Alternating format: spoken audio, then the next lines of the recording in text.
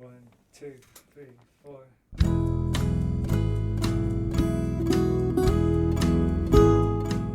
Hello, you're listening to the SKYLIT Books podcast series. We are a general interest independent bookstore located in the Los Feliz neighborhood of Los Angeles, California. This year, because of the coronavirus pandemic, we've had to close our store and cancel in-person events. But SKYLIT is your neighborhood bookstore, and we are finding ways to create community even while we're far apart. In the coming weeks, we'll be putting out lots of new audio content to help you discover new books, connect with authors, and check in with your favorite booksellers. To learn more about how you can help keep SKYLIT alive, please visit our website at skylitbooks.com or check out our social media accounts on Twitter and Instagram. You can subscribe to the podcast on Podbean, iTunes, and Spotify. Thank you for listening and enjoy.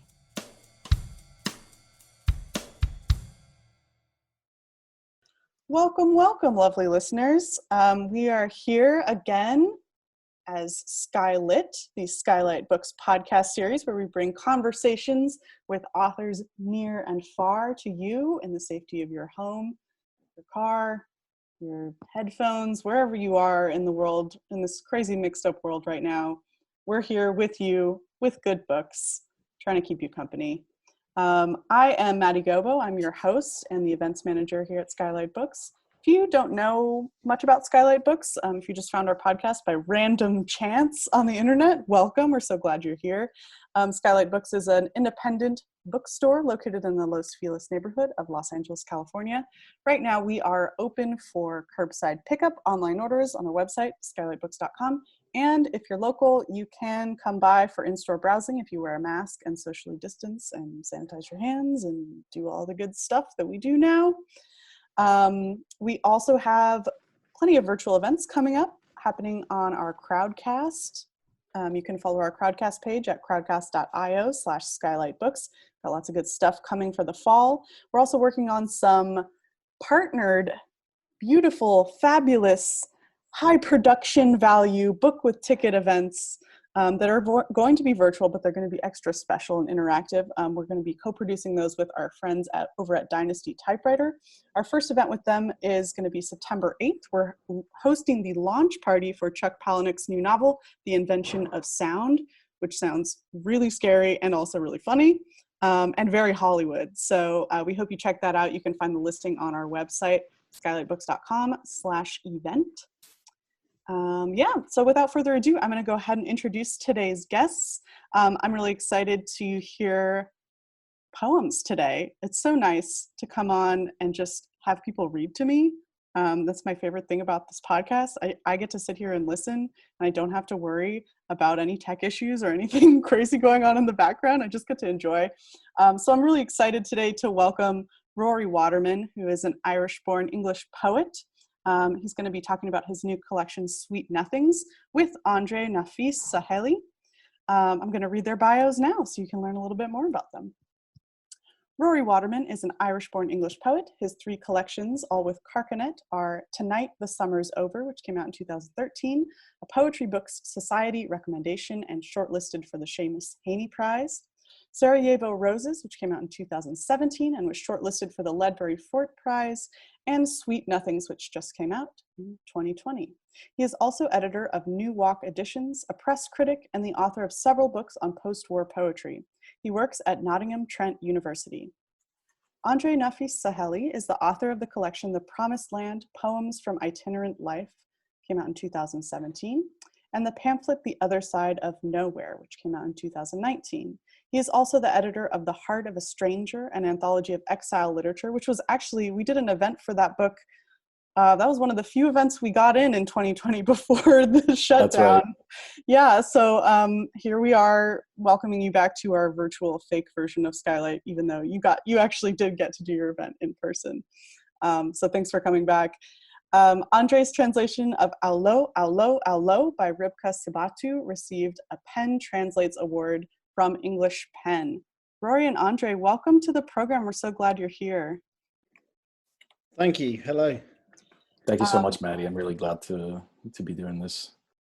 So you guys are just going to kind of jump into conversation, and then Rory's going to read poems throughout. Is that how we're going to go today? Yeah, absolutely. All right. All right. So I'm going to mute myself, and I'll let you take it away.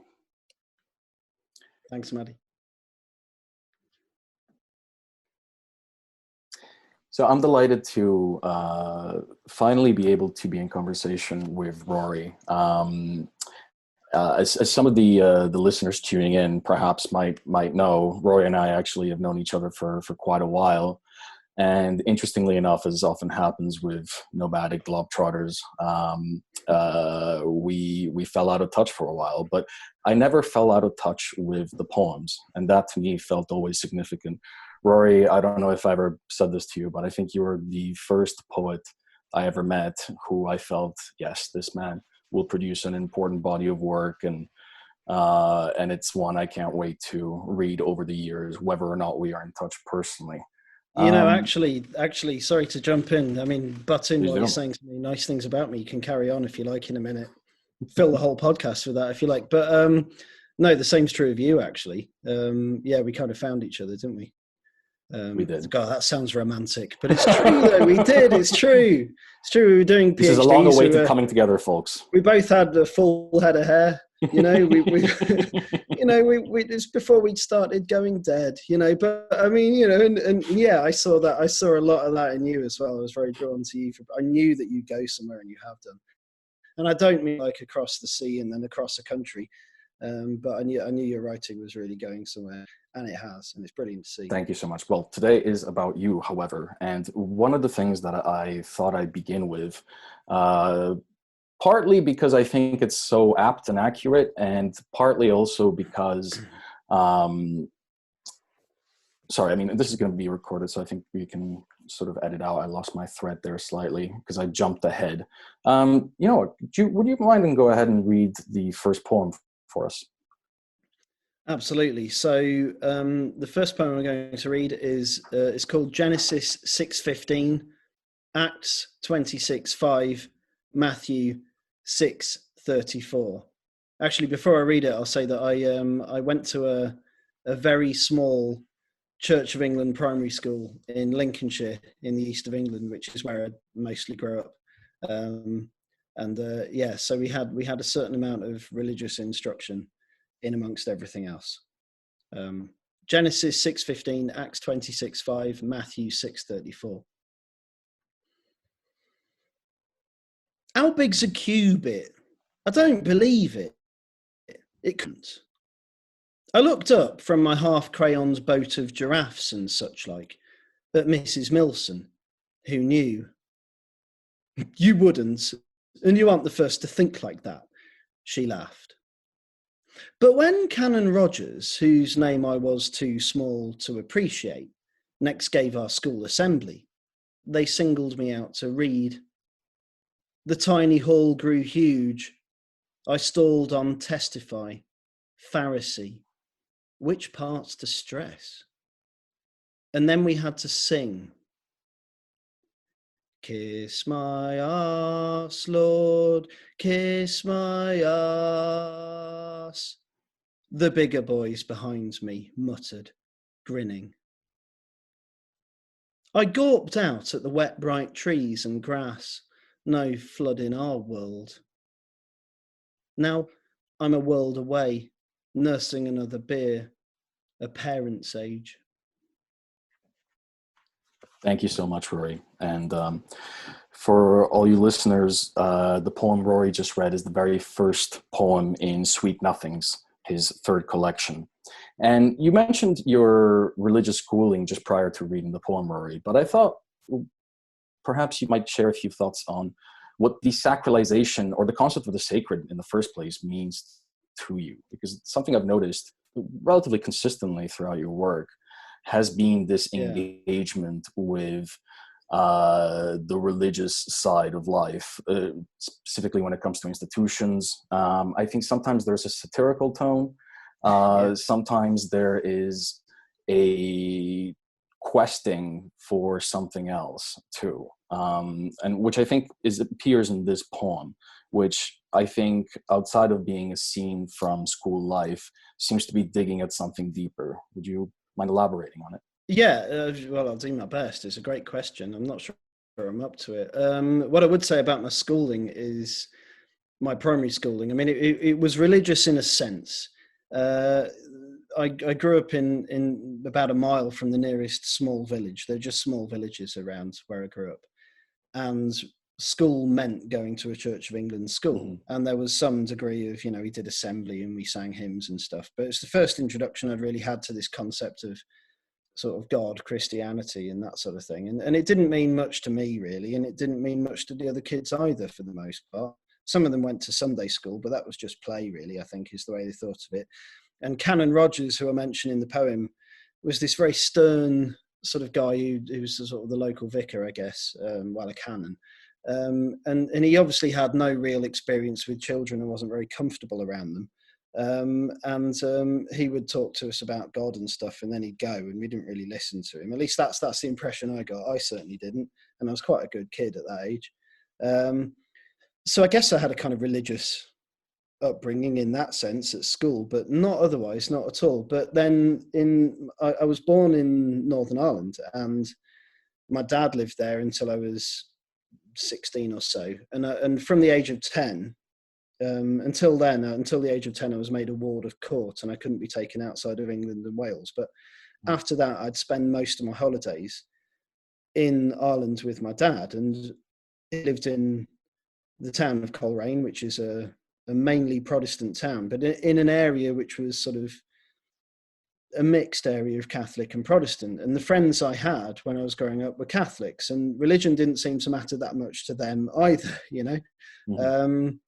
but I was very aware of that context there. So I kind of divorced religion as a sort of practice from a kind of, something sort of above and beyond and a framework, a social framework for people, really.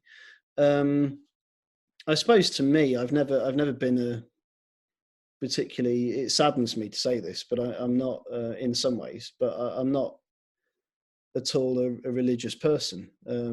Though I've gone through the normal phases of reading the Tao Te Ching and all that sort of stuff. But do you think, in a sense, I guess what I'm trying to get to in some ways is, and I say this completely as an outsider, as you know, even though I spent 11 years in the UK, I don't really consider myself English, nor that I consider myself anything else for that matter. I was going to say, what are you? You know what? TBD. But I think something that I've noticed looking at certain poets, I mean, we go back all the way to Auden, to Larkin, to Betjeman, and even some more contemporary voices like Michael Hoffman, who himself, has spent so much time in England but isn't quite English. I mean, he's quite always strongly protested that he's German, actually. But it seems like the Church of England sometimes is being used as an overriding metaphor for a spiritual or practical unease, like kind of trying to slip into someone else's shoes, in the sense that it's one often finds it used as a setting where doubt can thrive, which is not really quite a Catholic mentality. And I wonder if you've been drawn to that element because of the anti-establishment feeling that I think really does run throughout your work. I think this might even segue into you telling us a little bit about your sequence around the very amusing Dr. Bob Pintle. Oh yeah, okay. Well, yeah. I suppose there is quite a strong anti-establishment streak, quite a left-wing and liberal in the true sense, but left in the true sense as well. Frame in which I tend to think. Though I'm interested in heterodoxy as well. I'm interested in ideas that aren't mine. But yes, I do have a sort of strong bent towards anti-establishment stances, often, as it turns out. And I suppose, with having said that, I'm like most people. I'm full of, most people who are true to themselves, I'm full of contradictions as well. And I kind of see myself as an Anglican atheist, I feel very comfortable in a church. I love it. I go to carol services and stuff. I mean, it just doesn't sit well. And that's such a specifically English condition too. I couldn't think of any other parallel, frankly. It's such a unique that's right. condition. and I especially love the kind of the high church ceremony, but I also Mm-hmm. deplore it in so many ways, and all the things it stood for, and the control it's had over people, you know. Mm-hmm. But then, you know, try going into Ely Cathedral, Canterbury Cathedral, Lincoln Cathedral, and not just feeling sort of, you know, overwhelmed by immense beauty. You can't do it. And tradition, and the fact that so many people have passed through those doors and felt something, you know, and that's powerful. You can't kind of deny that. So there are both of those things there, you know. Yeah. And I wonder if you might read Final Years for us as a kind of segue into talking about your Pintle series. All right. Okay. So Bob Pintle is a character I invented, Dr. Bob Pintle, in my second book. My second book was called Sarajevo Roses. And in that collection, he is a lecturer in creativity at Peterborough University. Now, Peterborough University doesn't exist. Although I gave a reading, actually it was a poetry and politics reading at the South Bank in London about 1.5 years ago. And someone who is involved in setting it up told me, when I was about to read these poems, told me that actually there is a Peterborough University. It's called Peterborough University Centre or something, and he was involved in establishing it. And apparently he also thinks he's a Maoist, which is an interesting philosophy for an academic to have. So, you know, presumably he'll be putting his back against the wall when the revolution he so dearly wants comes. But so I'd written these poems about Bob Pintle for my first book, and it was mainly for the entertainment of a friend, a poet, Andrew Taylor, who's a colleague of mine. And he has a sort of hapless day in that book. And then I thought, well, no, there are many other things I want to interrogate and attack. I know, though it served me well in some ways, and I can't deny that. I have a job. I have the life I have because of it in many ways. But at the same time, I have quite serious problems with the neoliberal academy. As we all should. The neoliberalism of inherent in the academy and the impetus behind those changes to education. So I thought, well, how would my character Bob Pintle, who's quite a reprehensible figure, how would he sort of face, how would he fare in this world as it changes? So I wrote some poems about him. And now he's been promoted, because this sort of thing always happens to people like him. So he's now a senior lecturer, and his job title's changed a little bit. He's a senior lecturer in professional creativity at Peterborough University. So this poem's called Final Years. For and about Dr. Bob Pintle, senior lecturer in professional creativity, Peterborough University. For years and years, Pintle blew annual dust off turgid lectures, was happy to earn his crust from gobbets he'd once committed to memory. But now the culture's changed. His new VC has various agendas: globalization, foreign students, employability, and, just for him, a new professionalization of writing module, whatever the fuck that is.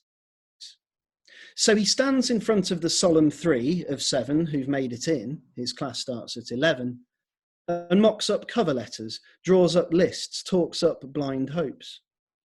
Of course, they'll never climb the slippery pole rubbed dry for nepotists, nor learn the wits to avoid it. In 12 months' time, he knows he'll write them each a teaching course reference. Harry's sometimes punctual and shows deference to blind authority, often reads enough to write his essays, and other copy-paste guff after they've all grown bored with growing bored. What do I need to do to get a first? Blares Lara, as six eyes sharpen on his eyes in sudden wakefulness. He's not rehearsed a valid and honest answer, so he lies, then circles the words career aims on the board and starts a mind map. It grows a couple of arms. Uni tutor. I'd like to do what you do. Writer. To use my degree. A car alarm moans through the glass, somewhere out of view, off campus. He lets them go. It's 22. As I'm sure many of our listeners will know, there's quite a lot of dissatisfaction with academia at the moment. I mean, here in the US, we're seeing institutions with gigantic endowments, all of them procured in the most distasteful of ways, set aside rather than be used while they're laying off or furloughing people. And one of the things that struck me about this sequence, casualization of sorry, I talked over you, but casualization of labour is a big problem. Absolutely. Well, that's absolutely right. And no, please talk over me as much as you want. Because, and frankly, here, what I've seen in this sequence, one of the reasons that it really hit me, I think, is, and I'm not sure, memory fails me here, I'm not sure if it's really done before, I wonder if you know, but it struck me as just a wonderful campus novel in verse. You're not the first to say that, actually. Right, and I think it's really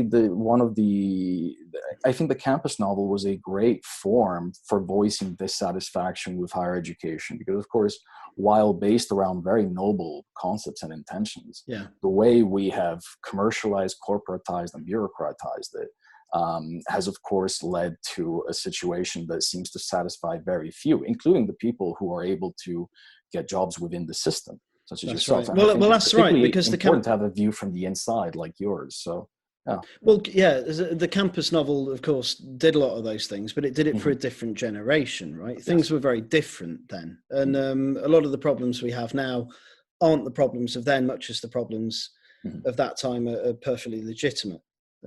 That's all I wanted to say. Sorry, what was your...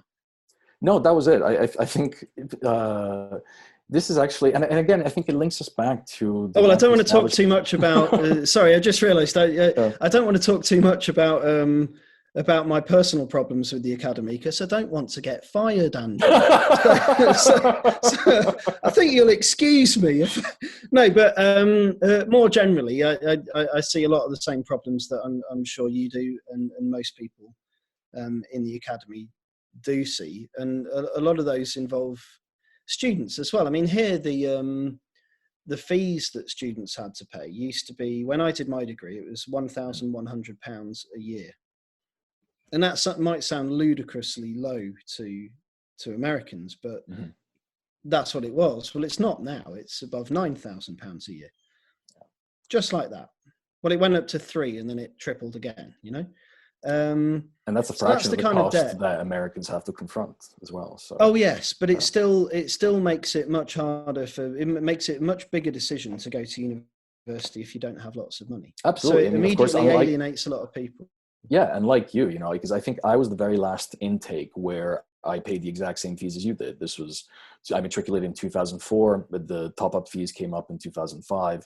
That's so right. Part of the very last year that was able to pay £1,200 a year, and I knew even then that hadn't gone up to 3 like it did in 2005, I wouldn't have been able to afford to go to college at all. Yeah, so, I mean, there is a difference in the sense that we have the student loans company. The idea is that you don't pay back a vastly inflated amount, and you don't pay it back unless you can afford it. But it's going to make a lot of parents, so we're in the age of helicopter parenting now, we just are, and it's going to encourage a lot of parents to say to their children who are thinking of going to university, don't do that, don't be saddled with debt, do this instead. And that's fine. I mean, there's nothing wrong with people making decisions that aren't to go to university. And in many cases, I think that would be a good thing for people to do that more generally and to have other options as well. But if they're not doing it because the finances seem too punitive, that's not the way a healthy society should function. And it's not the way healthy societies do function. And ours in that way isn't, and yours isn't either, you know. I say yours, although you're a man of the world, you know, I mean the country you're in at the moment.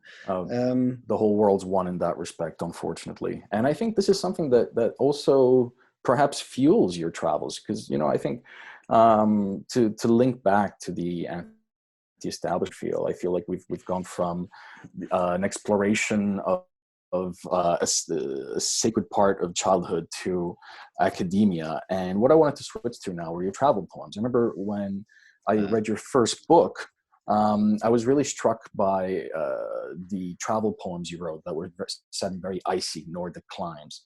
And in Sarajevo Roses, your second book, you then switched to very sunny climes. I thought that was quite an interesting shift. And I'd never noticed that. I hadn't thought about that for a moment. That's weird, but you're absolutely right. Yeah, the first book contained poems about the Faroe Islands, didn't it? Mainly in that way, and And then, of course, all over the place in the second book, but mainly Southern and Eastern Europe. Anyway, Indeed. sorry, yes. And I actually wanted to read to you a quote from a review of Sarajevo Roses by Robert Selby, whose own book, The Coming Down Time, is absolutely fantastic. One day I'd like to see you two read together.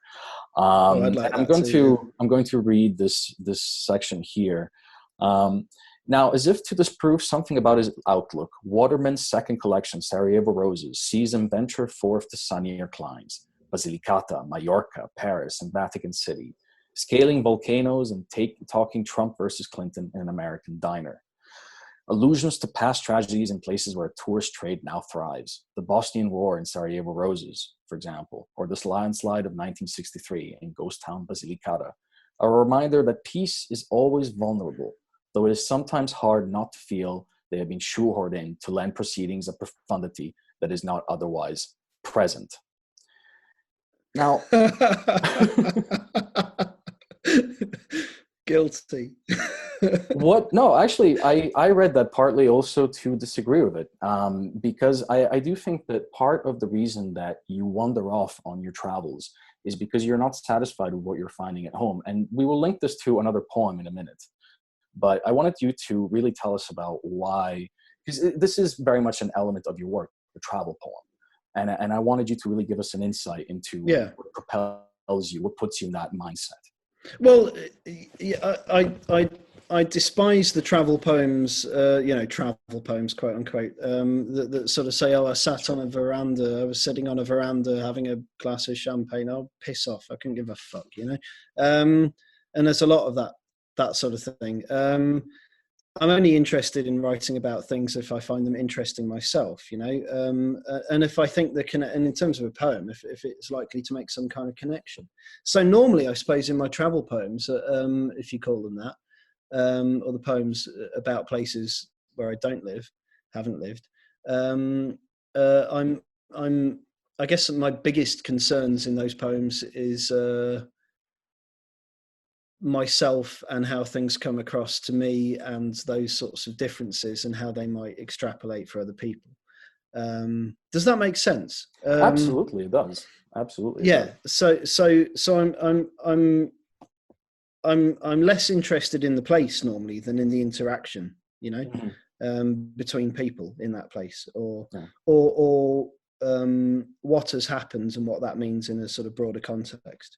And I'm not at all frustrated by Robert's suggestion of cramming in a profundity there, or any reviewers. I never really mind those sorts of things. I'm a reviewer myself, so I have no problems with those comments. Well, I can see how that for our listeners, we should stress that it's an absolutely glowing review. It is. It's a lovely review. So it's a lovely review, and that's another reason I don't mind. Not to give people the wrong impression here. It's a glowing review of that book. But I think I can see how that comes across. It certainly isn't And I think that what I wanted to underscore here, and this is perhaps where Selby's ideas don't quite see what is going on. One of the things I'm drawn to your travel poems, and like you, I think I really despise the label, but for the sake of conversation, let's just roll with it. What do we got? Is the cosmopolitan side to things, in the sense that whenever I encountered the work of English poets before, and I think three really famous examples come to mind, part of the 80s, 90s generation, Michael Hoffman with German, Stephen Romer with French, and Jamie Kindred with Italian. It always felt like poets who were very comfortable within the English idiom, like you are, like Selby is, had a tendency to either not travel outside of that idiom, or to, in a sense, section off certain parts of the world that they become then individual masters of. Now, while of course I like the work of all those poets, what really drew me to yours was this cosmopolitan feeling, this embracing of the world. And I do wonder if that's being at least fueled in part by the disaffection of being at home within that idiom, but not feeling quite at home within it. I wonder if there's anything going on there. Being at home within that idiom. I suppose you've mastered the language and you know what you're talking about, you write about it beautifully, but I don't get the sense of someone who's truly comfortable in England, ergo perhaps I see, that you exhibit through your travel poems. Oh, my wanderlust is constant, and much as I love many things about this country, it doesn't complete me, you know. And I don't really know what else to say apart from that I'm always, I suppose this is very common, but I'm always inspired when I'm traveling somewhere else to think about, there's a kind of palimpsest at play. There's myself and who I am and what I grew up with, and you know, just everything that centers me. And then that being knocked slightly out of joint by being somewhere else and embracing those kind of ideas and traditions. And normally as a visitor who's just passing through, really, and knows full well that that's what he's doing. And that's you know, where the profundity, I think, actually. I'm not a master of anywhere else, but and I don't think I could be. I think I'm too interested in too many different places. In recent years, I've spent a lot of time going back and forth to the Balkans when I can. Yeah. I'm particularly fascinated by Bosnia, Albania, places like that. But I have no mastery of them, and I don't speak the language either. Would you like to use one of your nocturnes? I'm very much an outsider, outsider in those environments. One of the nocturnes. So there are 3 poems in the book called Nocturne. Well, named after a city, and then with the word nocturne. So there's Bratislava Nocturne, Vilnius Nocturne, and then Nottingham Nocturne, which is, of course, city and the most glamorous of the lot. But I'm going to read Bratislava Nocturne. Is that one all right with you, Andre? Please. Here we go. Bratislava Nocturne. Sleet hunches us. The bars are shutting. He turns, grinning, gloved hand stretched. You boys want club? €18 for all you like to drink. We shrug, why not, and nod. He leads us down a flight of cracked steps, along a passage to a pleathered lair, then leaves. There's no time to think before the surly hostess takes our cash and seats us with 2 beers and Slivovichas we haven't ordered. Please drink, she pleads. We do, and bam, 2 more arrive. Please drink, she pleads. What is this place? The seats are oddly wide, enough almost for 2 each side of the table, and face a spotlit stage. It has a pole, and soon on that, a woman who is a Pole, I come to learn, when she crams next to me, all cold and sparkling flesh, demanding I down the spirit she offers. I hear one day, she says, you pay me private dance? No, but what would you keep? She stares, repeats her line. Us boys stands to leave.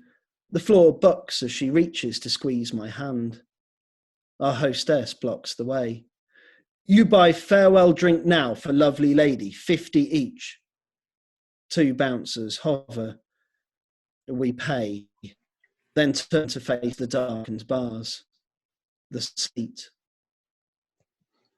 Thank you so much, Rory. That was fantastic. And you know, one of the images that flooded back in my memory when I heard you read the poem was a poem by Jenny Z that was set in Corfu. And I think, like the best, and again, forgive me for the label, but like the best travel poems, I think what I really love about the form is that it strips away almost all the quote unquote unnecessary decor and scaffolding and just strips it down to the basic human condition. And here, of course, it's exploitation, which is absolutely present in every country and completely flouts the notion of borders.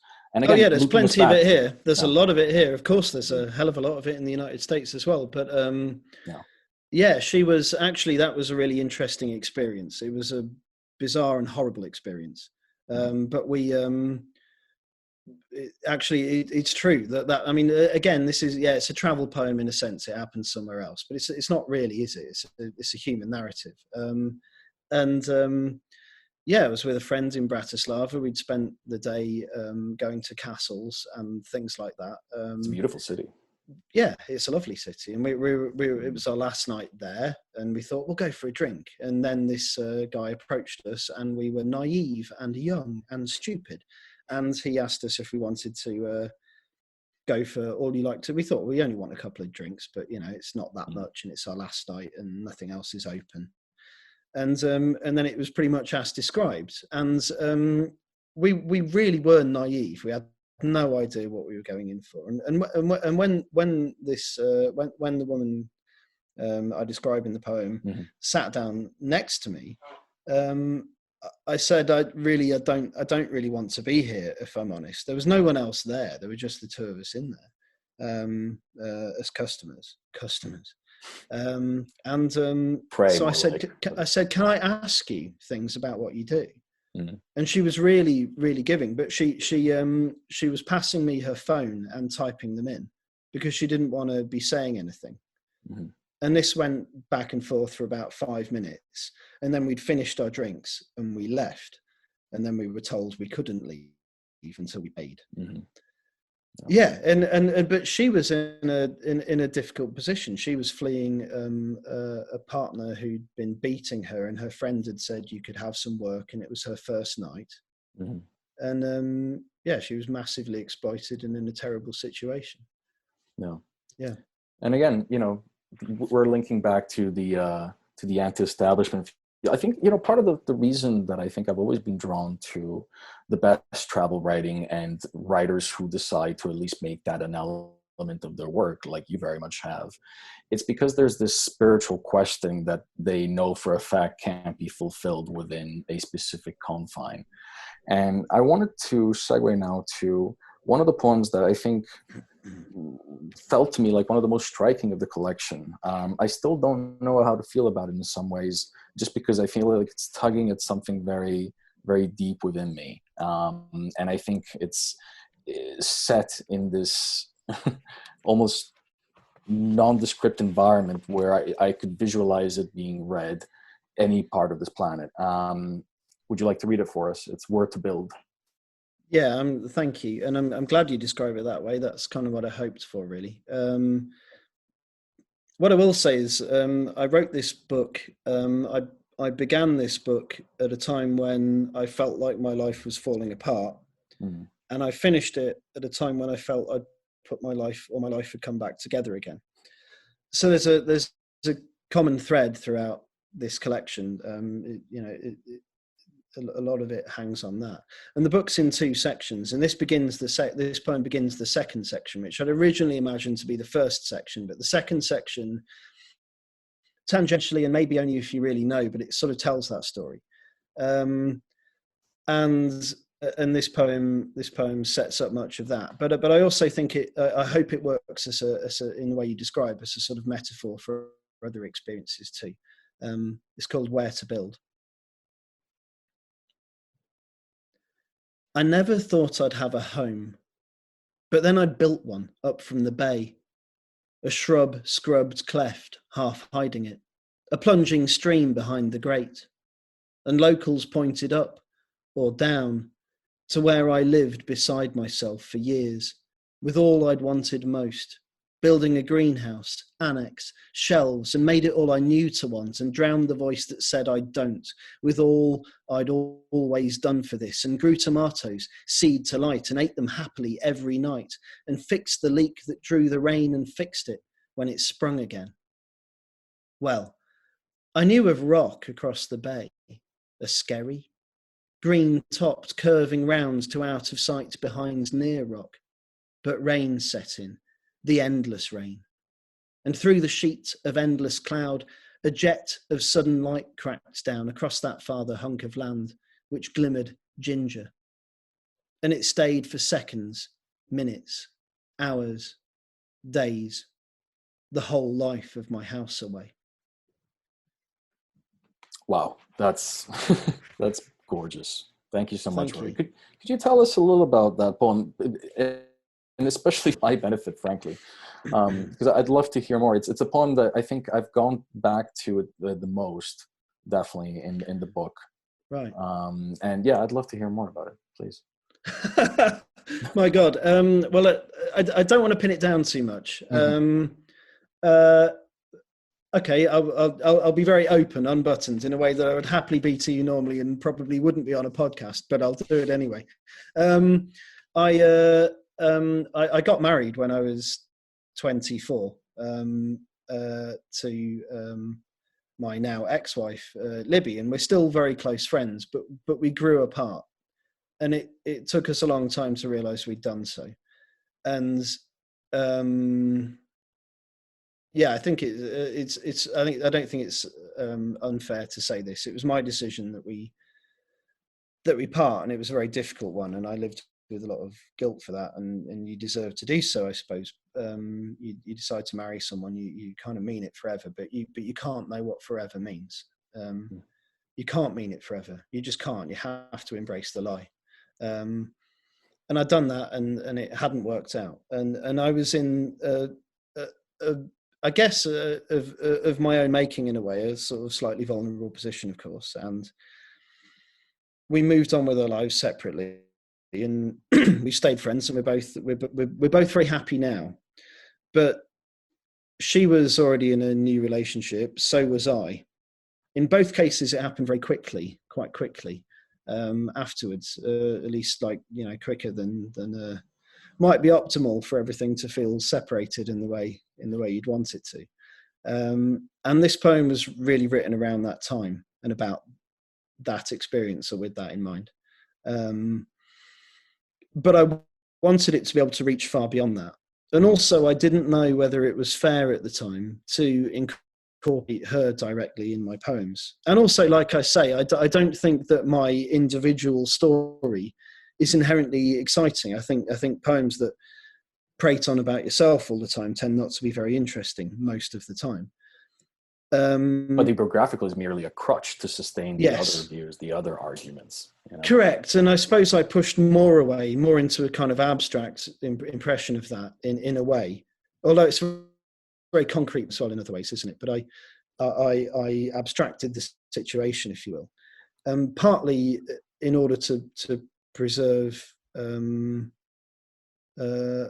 at the time, my wife, my ex-wife. But there was no need to do that. But it ended up being a structural device in the poem, weirdly enough, which sounds terrible, but that's no. I think the abstraction works beautifully, and I think, in fact, if I had to give a capsule review of the poem, and this is a line that kept coming back to me for every time that I read it, was it sang of this homelessness of the heart. Yeah. And I think that the abstraction perhaps is very necessary. That's entirely how I felt, of course, and it's entirely how I knew she felt too. And then I had a new relationship, which has, it's wonderful. It's become a wonderful, sustaining relationship. But at the time, that was very new, and I felt like I'd kind of uprooted, deracinated myself. And yes, I did feel quite emotionally nomadic. And I suppose that's the point I wanted the poem to get across: the possibility of going somewhere else and leaving behind what you've got, the risk, Indeed. And thank you so much for sharing that. Really, I think that, for listeners, I think it's very important, I think, sometimes to be able to reveal the inner workings of the poem, and not keep the hood firmly shut like a lot of poets do. Yeah, I agree. Yeah. I wondered if you might close for us with one last poem, Sure. Like Father, and then perhaps you can tell us a little bit about it. Yes, mate. Oh, okay. All right. So my father is an interesting influence on my life, and we have been very close, but he's also been a very difficult influence on my life. And I think that comes across in the poem largely. When I was 16, 17, 18, I tried to write lots of poems about my childhood, my upbringing. I'd had quite a difficult upbringing in some ways, and my mum had certainly done her best and was a wonderful mother. I grew up with my mother, my grandmother, and my aunt, and for a few years at first my cousin as well, in a 3-bedroomed house a mile from a village. We didn't have a lot of money. And my dad was in Ireland, and he did often make things extremely difficult, including with the relationship I had with my mum. When I look back, I was quite heavily manipulated in some ways. So I wrote these poems when I was about 17 or 18, in the way that most kids do. I bet you did, right? Wrote poems when you were that age that you now Absolutely. look at and think, bloody fucking hell, what's that? You know, and so no I did. one shall ever find them. Yeah, that's right. Well, I was going through a drawer at my mum's house of my old kind of junk and rubbish from when I was a teenager, and I came across a poem that included some of the lines here that was kind of trying to chart my upbringing, and I realised that actually this poem was written just over half my life ago, which is quite a chilling thing to realise, right? And then I thought, what would happen if I implant myself? If I take my perspective now to look at my perspective then, while looking at my perspective of my early childhood, and so I wrote that poem. So the poem, and partly it was inspired by a poet who'll remain nameless, but her initials are here, who said that she loved the poems I'd written in my first book about my upbringing, and I should really write more of them. I must have more to say. So the poem is called Like Father, started 2000, finished 2019 for WC. My daddy was Irish and famous. Well, sort of Irish and sort of famous, he said, and told the truth. He loved and he was loved and was a joker. And in his youth, he passed the 11 plus with such high marks they'd sent him to private school. Plush lawns, straw hats. But then he'd felt oppressed by the Oxbridge conveyor. So that was that, for years, while he wrote in garrets and took real jobs. Porter on Jersey, bank clerk. He explored the world and then read English up at Leicester, then at Oxford, and won awards and found he was getting in print, but still worked summers at Leicester Station, goods yard. Am I as bright as you, Daddy? Probably not. So it was hard not to pine for all he represented on access visits, and not to be beguiled. But I knew I wasn't as special, that I was an anxious child who liked to play with marbles on his own while Mum cooked, watched EastEnders, tidied up, who teachers said should come out of his shell, who had a pup and made her his best friend and got in trouble for daydreaming and caused too much of a fuss about his distant dad, who scrapped, who failed the 11 plus and went to a comprehensive where he learned never to try too hard, who knew his place was in the middle, who watched his lurch drunk father jab at the face of a steadfast woman patently too good to stay with him. She didn't. Who wouldn't become a poet and scholar too, or much at all. He was too dumb. Who later found the custody hearing documents while helping his mother clear her musty attic.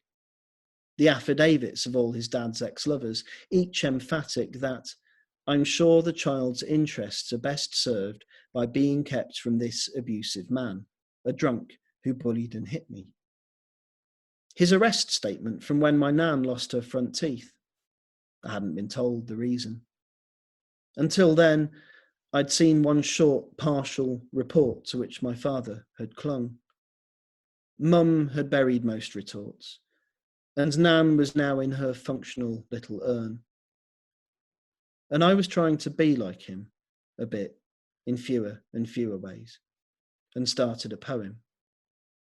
And this is it.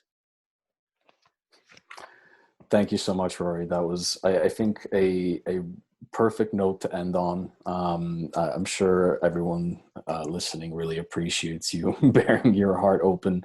And I'm sorry for putting you in that position. Oh, no, but not at all. I could have always said pass, move on, no comment.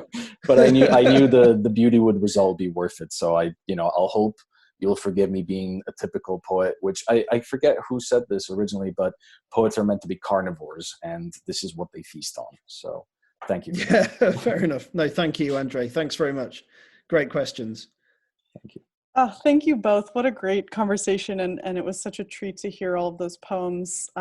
Thank you for sharing them, Rory. And Andre, thank you so much for the great questions.